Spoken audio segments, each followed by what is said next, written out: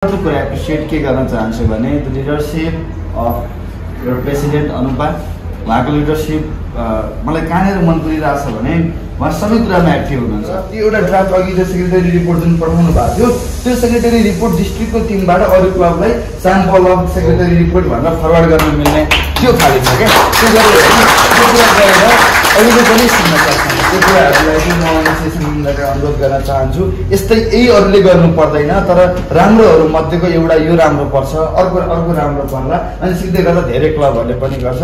तपाईँहरूले आफूले बनाएका रिसोर्सेसहरू अरूलाई पनि सप्लाई गरिदिनु, सिक्दै जानु, तर राम्रो गरिरहनु भएको छ। तर जिएमसीको आफ्नो एउटा चाहिँ एउटा ब्रान्ड त हुन्छ नै, त्यो बाहेक पनि अर्को ब्रान्ड भनेको यहाँबाट लिडिङ गरिरहने लिडर्सहरूको हुन्छ। त्यसको लागि म अनुपाजीलाई पनि प्रेज गर्न चाहन्छु। यो क्लब लेभलमा मात्रै, हाम्रो जोनमा मात्रै, हाम्रो डिस्ट्रिक्टमा मात्रै होइन कि इन्टरनेसनल लेभलमा पनि म चाहिँ बाहिरबाट आएको मान्छेहरूले पनि कसलाई कनेक्ट गर्छ पनि, कसलाई खोज्छ भन्ने कुरा हुन्छ कि। तपाईँहरूलाई पनि म प्रेज गर्न कहाँनिर चाहन्छु भने तपाईँहरू यसरी एक्टिभली लाग्दिरहनु भएको छ उहाँको कार्यकालमा।